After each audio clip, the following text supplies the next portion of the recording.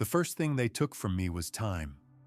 Not literally, the chronometers still ticked, the shift changes still occurred, the meals still arrived at regular intervals. But they took my ability to perceive time as anything meaningful, anything that belonged to me rather than to them. When you don't know if it's day or night, when you can't tell if you've been awake for hours or days, when every moment stretches into an eternity of anticipation, time becomes just another tool in their arsenal. My name is Marcus Validus. I was a supply coordinator for the 47th Mordian Iron Guard, responsible for managing logistics across 3 subsectors during the Sabbat Worlds Crusade. I had served the Emperor faithfully for 19 years, managing supply lines that kept entire armies fed, armed, and operational. My record was exemplary, my loyalty unquestioned, my efficiency ratings consistently in the top percentile of my classification. But I made the mistake of asking questions. It started with discrepancies in the supply manifests. Small things at first. Medical supplies that disappeared from inventory without corresponding casualty reports. Ammunition shipments that arrived at destinations where no battles were being fought. Food rations diverted to facilities that weren't supposed to exist according to official records. Any competent logistics coordinator would have noticed these irregularities, and any faithful servant of the Imperium would have reported them through proper channels. I did exactly what my training and my conscience demanded.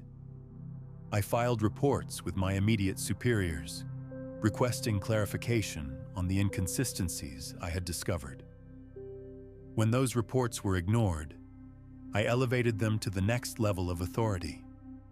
When that level also failed to respond, I began to wonder if the irregularities might indicate something more serious than simple administrative error.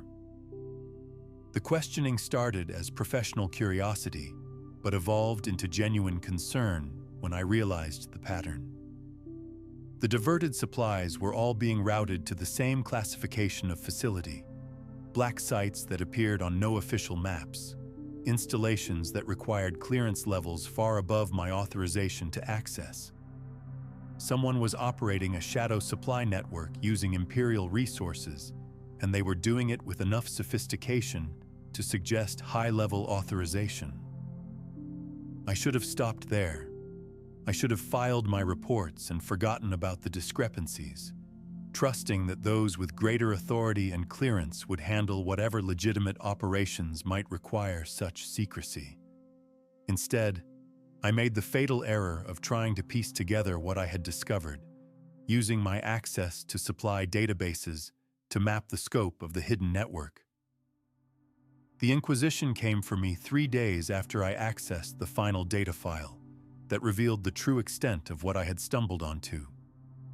They arrived at my quarters during the sleep cycle, moving with the kind of clinical efficiency that suggested this was a routine operation rather than a response to any immediate threat I might pose. Interrogator Thane wore the black uniform and crimson seal that marked him as a servant of the Ordo Hereticus, the branch of the Inquisition tasked with rooting out corruption within imperial institutions.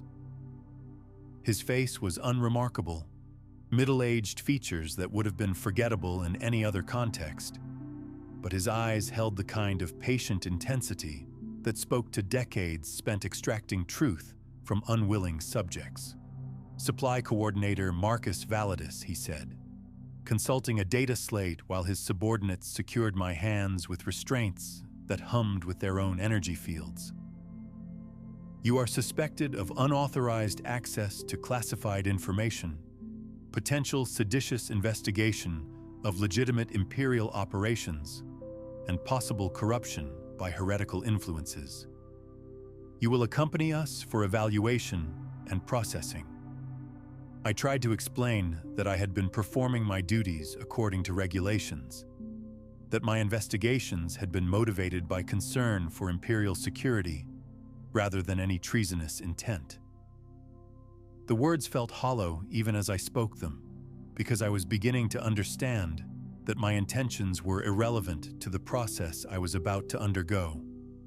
The Inquisition doesn't arrest people to determine their guilt or innocence. They arrest people because guilt has already been established through methods that transcend conventional evidence. My access to classified information was proof of heretical curiosity. My questions about irregular supply routes were evidence of seditious thinking. My concern for proper procedures was confirmation of my inability to accept the Emperor's will without question. The facility they transported me to was a fortress built into the heart of an asteroid, its corridors lined with cells that had contained thousands of suspects over the centuries.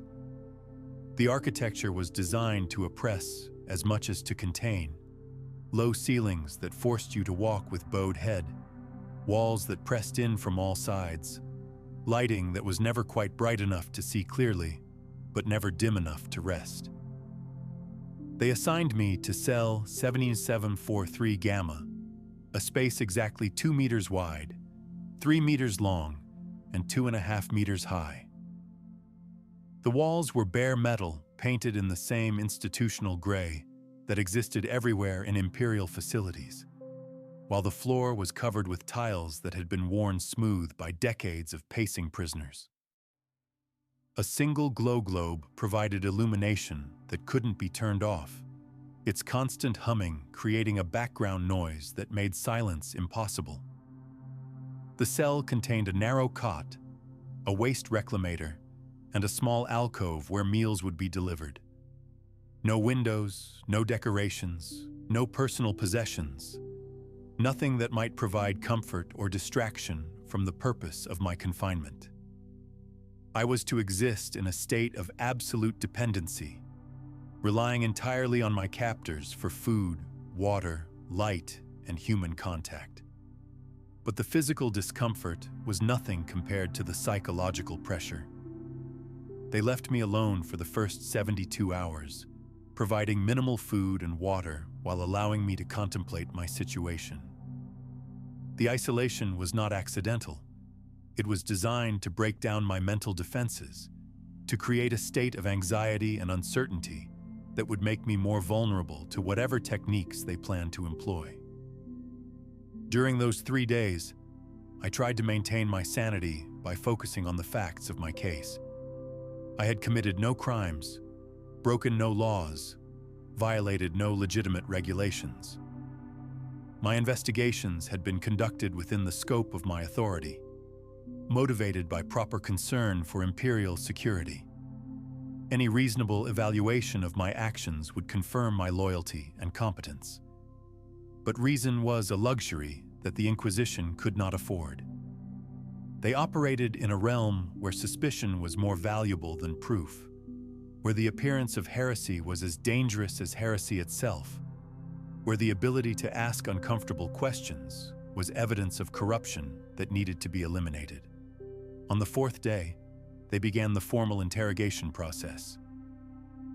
Interrogator Thane entered my cell accompanied by 2 servo skulls that floated silently at shoulder height, their optical sensors recording everything while their Vox units prepared to transmit my responses to analysis systems that would evaluate every word, every pause, every inflection for signs of deception. He carried a simple chair and a data slate, setting up for what appeared to be a routine interview. Coordinator Validus, he began, settling into his chair with the relaxed posture of someone who had conducted thousands of similar sessions. We are going to discuss your recent activities, your motivations for conducting unauthorized investigations, and your potential exposure to heretical influences. I recommend complete cooperation, as resistance will only prolong the process unnecessarily. The questions started simply enough. My service record, my family background, my education and training. Basic biographical information that established a baseline for the more sensitive inquiries that would follow. Thane's manner was almost conversational, as if we were colleagues sharing information rather than captor and prisoner engaged in a life-or-death evaluation. But embedded within the routine questions were subtle traps designed to identify inconsistencies or reveal hidden motivations. He would ask about my service on Hagia, then circle back hours later to request details about the same deployment, checking for discrepancies that might indicate deception. He questioned my relationships with fellow officers, then probed for signs of undue influence or suspicious associations. The interrogation followed a pattern that became familiar over the following days. Long sessions of detailed questioning, punctuated by periods of isolation designed to increase psychological pressure. Sleep deprivation, achieved not through direct prevention, but through unpredictable scheduling that made rest impossible to predict or plan.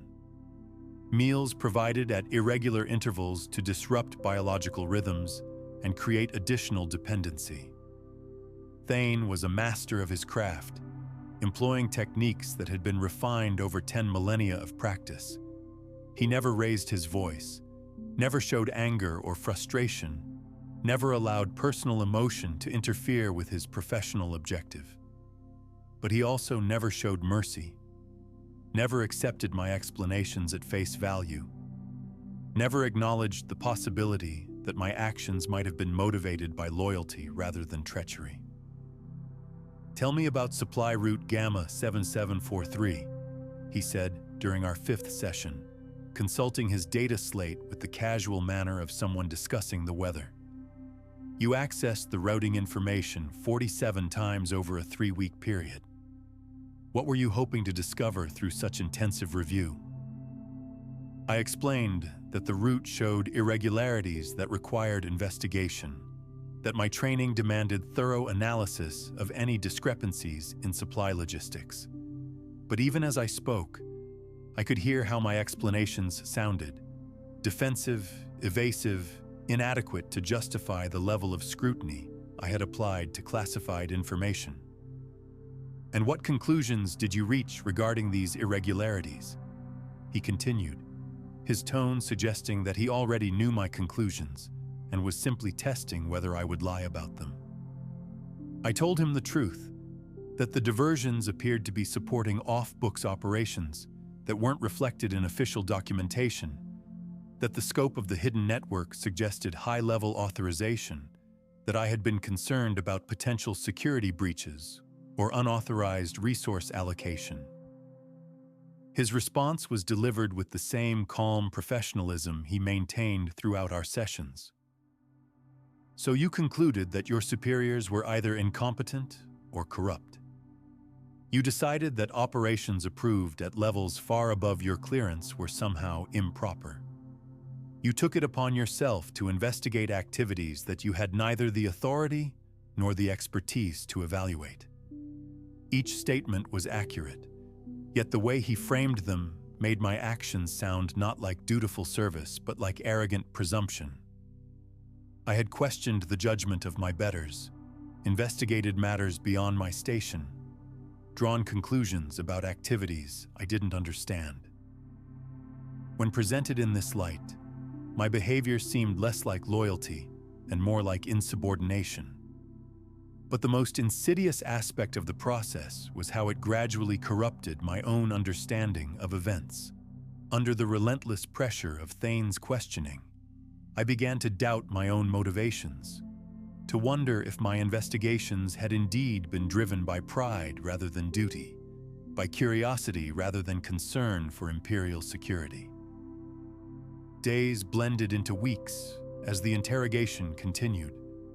The questions became more invasive, probing not just my actions but my thoughts, my dreams, my private doubts about Imperial policies. Thane wanted to map the complete landscape of my consciousness, to identify every trace of potential heresy that might lurk in the depths of my mind. "Have you ever questioned the wisdom of Imperial doctrine?" he asked during one particularly intensive session. "Have you ever wondered if different approaches might be more effective in achieving the Emperor's will?" The questions were traps disguised as philosophical inquiries. Any thinking person had occasionally wondered about alternative approaches to complex problems. Such thoughts were natural byproducts of intelligence and experience. But in the context of an Inquisition interrogation, admitting to such thoughts was tantamount to confessing heretical tendencies. I tried to navigate the minefield carefully, acknowledging normal human curiosity while emphasizing my fundamental loyalty to imperial principles. But Thane was too skilled to be satisfied with such diplomatic responses. He pressed deeper, seeking specific examples, detailed explanations, evidence of thought patterns that might indicate corruption. "Tell me about your thoughts during the siege of Kasserholm," he said, referencing a campaign where I had witnessed significant strategic errors that had cost thousands of lives. "Did you believe the commanding officers were following the optimal course of action?" I remembered the siege vividly, a months-long affair where poor supply coordination had left frontline troops without adequate ammunition during crucial engagements. I had submitted reports recommending alternative logistics approaches that might have improved the situation, but those reports had been ignored by commanders who prioritized established doctrine over tactical flexibility. How could I answer honestly without implying criticism of imperial leadership? How could I defend my professional recommendations without suggesting that I believed I knew better than my superiors? Every response carried the risk of revealing thoughts that could be interpreted as evidence of dangerous independence. I tried to express my concerns in terms of technical efficiency rather than command competence, focusing on logistics parameters rather than strategic decisions.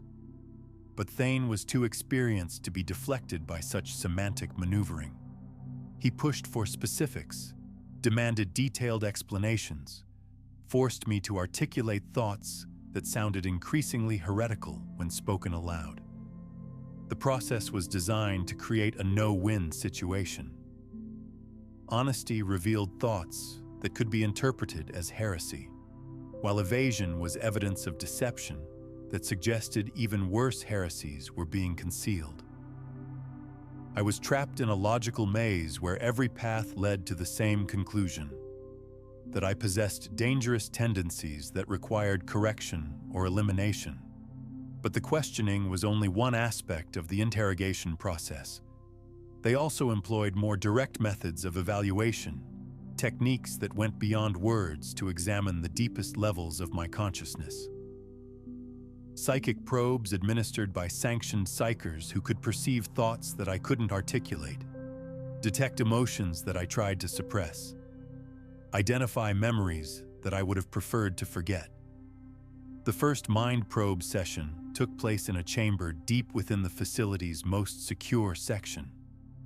The walls were lined with psychic dampeners that created a constant low-level pressure against my consciousness, while the air itself seemed thick with energies that made breathing an effort. At the center of the room stood a chair equipped with neural interface ports and restraint systems that would prevent any physical resistance to the procedure.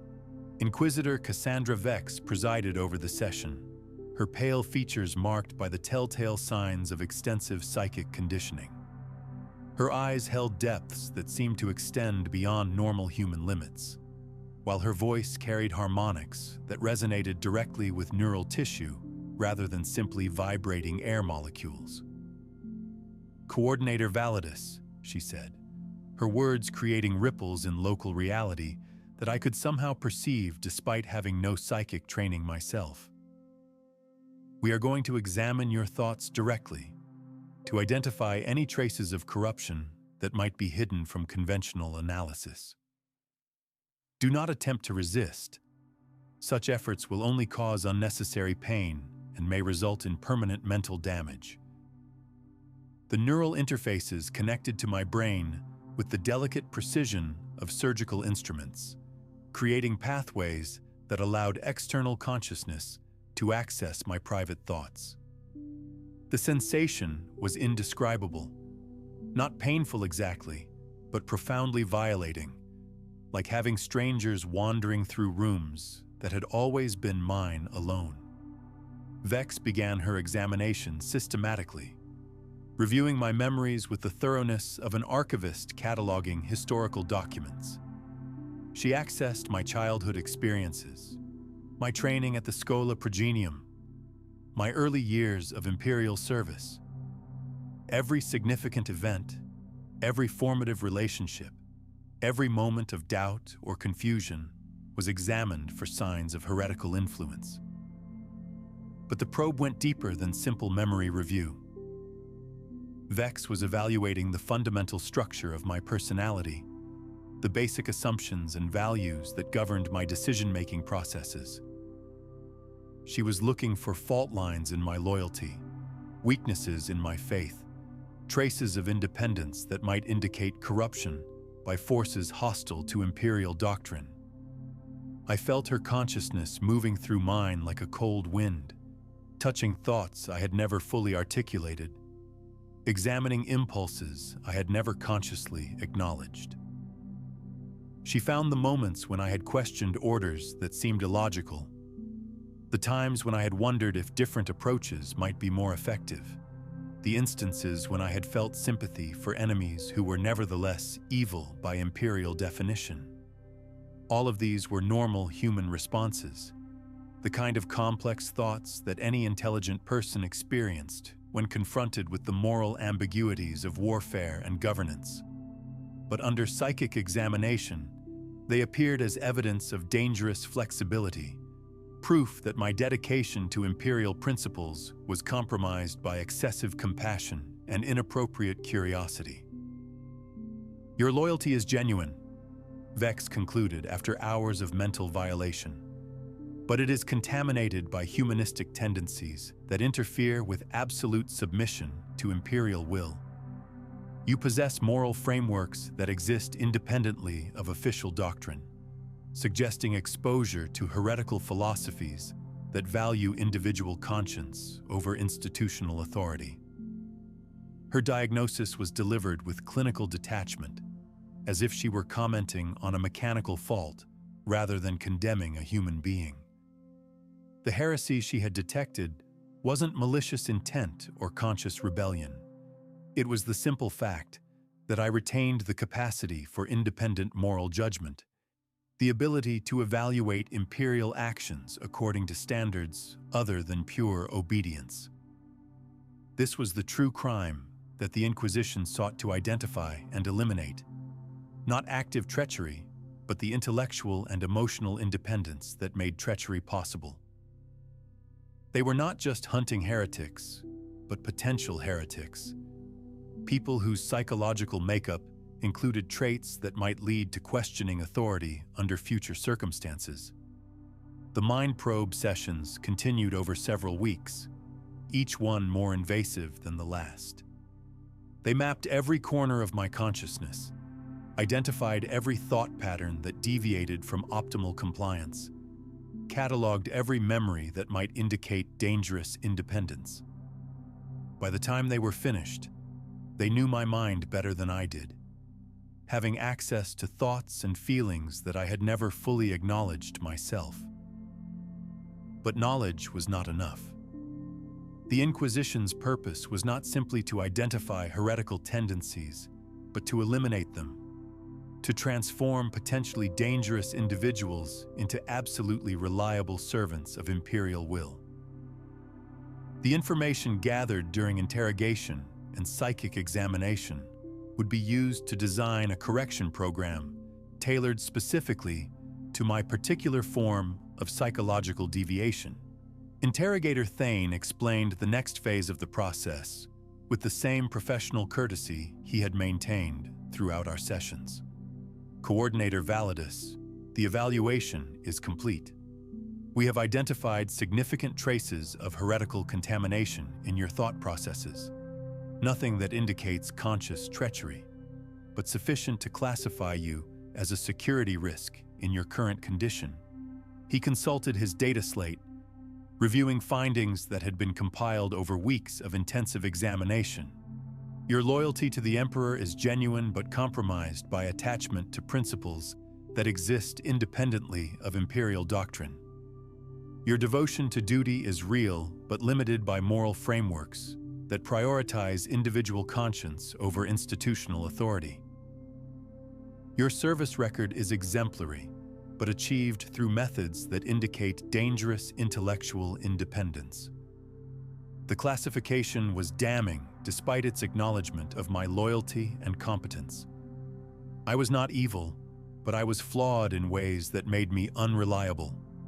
I could not be trusted to follow orders that conflicted with my personal moral judgments, could not be depended upon to accept imperial policy without question, could not be guaranteed to prioritize institutional loyalty over individual conscience. Such flaws could not be tolerated in someone with access to sensitive information and significant responsibility. But neither were they severe enough to warrant execution.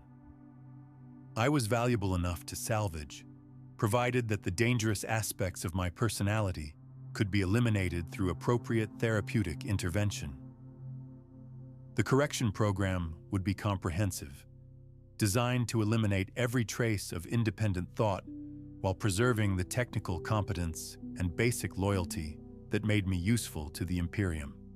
It would be a delicate process, requiring surgical precision to remove dangerous elements while maintaining functional capacity. Thane explained the procedure with clinical detachment. We will employ a combination of psychological conditioning, memory adjustment, and selective neural modification to eliminate the heretical tendencies that have been identified. The process will preserve your essential skills and basic personality while removing the problematic elements that compromise your reliability. The conditioning began immediately. They moved me to a new facility designed specifically for psychological reconstruction, where every aspect of the environment was calculated to break down existing thought patterns and replace them with more appropriate alternatives. The walls displayed constantly changing images that reinforced imperial doctrine, while subliminal audio broadcasts whispered approved thoughts directly into my subconscious mind. Sleep became impossible in any natural sense. They replaced it with carefully controlled unconsciousness, during which my brain was exposed to intensive conditioning signals designed to overwrite problematic neural pathways. I would lose consciousness in the evening and wake in the morning with memories that felt slightly different, thoughts that seemed subtly alien, reactions that no longer matched my historical patterns. The process was gradual enough to avoid the psychological trauma that might result from sudden personality changes, but thorough enough to ensure that every trace of dangerous independence was systematically eliminated. Day by day, week by week, month by month, I was being transformed from someone who thought for himself into someone who thought only approved thoughts. They used techniques that had been perfected over millennia of practice, drawing on 10,000 years of experience in converting dangerous individuals into useful servants. Chemical agents that enhanced psychological plasticity while suppressing critical thinking. Neural manipulation that redirected existing thought patterns toward more appropriate channels. Memory modification that replaced problematic experiences with sanitized alternatives that supported official doctrine. The interrogation continued throughout the conditioning process, though its nature changed significantly. Instead of seeking information about my past actions and motivations, Thane was now monitoring the progress of my transformation, evaluating how effectively the various treatments were eliminating unwanted aspects of my personality. "Tell me about supply route Gamma 7743, he would ask, testing whether I still felt concern about the irregularities I had discovered. In my original state, such questions would have triggered detailed explanations of the problems I had identified. But as the conditioning progressed, my responses became simpler, more accepting. more focused on compliance than analysis. I began to understand that my investigations had been inappropriate, that my questions had exceeded the bounds of proper authority, that my concerns had reflected dangerous pride rather than legitimate duty. The irregularities I had discovered were not problems to be solved, but mysteries that required faith rather than investigation. This shift in perspective felt natural and appropriate, though some distant part of my consciousness recognized that such thoughts would have horrified my previous self. But that previous self had been flawed, contaminated by heretical tendencies that interfered with proper service to the Emperor. The conditioning was healing those flaws, transforming me into a more perfect servant of Imperial will. The memory modification was the most subtle aspect of the process. They didn't simply erase problematic experiences, but altered them in ways that supported their therapeutic objectives. Moments when I had questioned authority were rewritten to emphasize the wisdom of accepting superior judgment. Instances where I had felt sympathy for enemies were modified to focus on the righteousness of imperial policy. Events that had strengthened my independence were transformed into lessons about the importance of absolute obedience. The changes were so carefully integrated that I never consciously noticed them occurring. My memories felt completely authentic, carrying the emotional weight and contextual detail that characterized genuine experiences. But they now supported conclusions that were diametrically opposite to those I had originally drawn from the same events. I began to see my previous investigations not as dutiful service, but as dangerous presumption. My questions about irregular supply routes had been motivated not by legitimate concern, but by arrogant curiosity. My attempts to understand unauthorized operations had reflected not professional responsibility, but heretical independence that could have led to far worse transgressions. The transformation was so thorough that I felt grateful for the Inquisition's intervention. They had saved me from a path that would have led to corruption and damnation, identifying dangerous tendencies before they could metastasize into actual heresy. My suffering during interrogation and conditioning had been necessary medicine, painful but ultimately healing. Interrogator Thane monitored my progress with the satisfaction of a craftsman observing successful work. Your responses indicate significant improvement in attitude and perspective. The heretical tendencies that originally characterized your thought processes have been largely eliminated. You are approaching the psychological profile required for continued imperial service. But the process was not yet complete. The final phase involved testing my reconstruction under controlled stress conditions, exposing me to situations that might trigger any remaining traces of dangerous independence. They presented me with hypothetical scenarios designed to activate whatever problematic impulses might have survived the conditioning process. What would you do if ordered to redirect supplies away from a regiment that desperately needed them? Thane asked during one evaluation session. How would you respond if you discovered evidence that a superior officer was engaged in unauthorized activities? My answers reflected my transformed perspective. I would follow orders without question, trusting that my superiors possessed information and authority that justified decisions I might not understand. I would report unusual activities through proper channels, but would not investigate them independently, recognizing that such investigations exceeded my proper authority. These responses would have appalled my original self, who had believed that intelligence service required the ability to evaluate and question when circumstances warranted it. But that self had been contaminated by dangerous ideas about individual responsibility and moral independence. My new perspective was purer, more aligned with imperial doctrine, more reliable in its absolute submission to authority.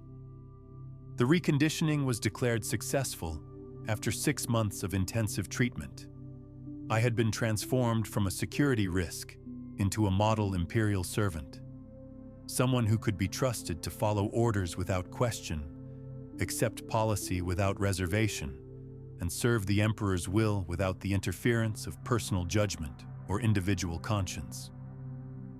They returned me to active duty with a clean record and an enhanced security clearance, recognizing that my technical competence combined with my newly absolute loyalty made me an exceptionally valuable asset. I resumed my position as supply coordinator with greater efficiency than ever before, no longer distracted by inappropriate questions or unnecessary concerns about irregular operations. But something had been lost in the process, though I couldn't quite identify what it was. My work felt mechanical now, more like following a script than making meaningful decisions. My relationships with colleagues lacked the warmth they had once possessed, as if some essential element of human connection had been eliminated along with my dangerous independence. I began to notice similar qualities in other personnel who had undergone Inquisition processing. They were efficient, reliable, absolutely loyal, but they were also somehow diminished, lacking the spark of curiosity and initiative that had once made them valuable as individuals, rather than simply as functional units. The Inquisition had perfected the art of preserving usefulness while eliminating humanity, creating servants who retained their technical skills while losing everything that made those skills meaningful. We were tools shaped like people, performing our functions with mechanical precision while possessing none of the qualities that made human service valuable. Years passed in this reconstructed existence. I served faithfully and efficiently, never questioning orders, never investigating irregularities, never allowing personal judgment to interfere with institutional loyalty. My performance ratings were exemplary, my reliability ratings perfect, my value to the Imperium unquestionable. But I also never innovated, never suggested improvements, never contributed anything beyond the minimum requirements of my position. The conditioning that had eliminated my dangerous independence had also eliminated my capacity for creative problem-solving, reducing me from a thinking professional to a biological machine that processed data according to predetermined algorithms. The irony was complete. The Inquisition had identified my potential for heresy and eliminated it through methods that were themselves deeply heretical. They had destroyed the human qualities that made loyal service meaningful while preserving only the mechanical compliance that made service predictable. I was still Marcus Validus, still serving the Emperor faithfully, still managing supply logistics with perfect efficiency. But I was no longer human in any sense that mattered, having been transformed from a person into a purpose, from an individual into an instrument. This is what happens when the Inquisition interrogates you in the 41st millennium. Not execution or imprisonment, but something far more subtle and ultimately more complete. The systematic elimination of everything that makes you human while preserving just enough functionality to serve imperial purposes. They don't just break you, they rebuild you according to specifications that prioritize reliability over humanity, compliance over creativity, obedience over understanding. You emerge from their care as perfect as they can make you, which means you emerge as something that is no longer capable of being imperfect in any way that matters. The Emperor protects, they say. But protection sometimes requires destroying what is being protected in order to save it from destruction. The Inquisition saves souls by eliminating the capacity for damnation, preserves loyalty by destroying the freedom that makes loyalty meaningful. In the grim darkness of the far future, there is only war. But there is also something else. The systematic transformation of human consciousness into more useful forms. The careful elimination of dangerous qualities like curiosity and conscience. The conversion of thinking individuals into perfectly reliable tools. We serve the Emperor more faithfully now than we ever could have before our correction. But we serve him as machines serve their operators, without choice, without understanding, without any of the qualities that once made our service a gift rather than a program. Perhaps that is enough. Perhaps the galaxy is too dangerous for the luxury of human independence, too threatened for the risks that come with individual conscience. Perhaps the Inquisition's methods are justified by the magnitude of the challenges that face humanity. But in the quiet moments between duties, in the spaces where thoughts once flourished, there is only the mechanical humming of a mind that has been optimized for function rather than consciousness. We have been saved from heresy by being made incapable of the thoughts that might lead to heresy. And in that salvation, we have lost everything that once made salvation worth seeking.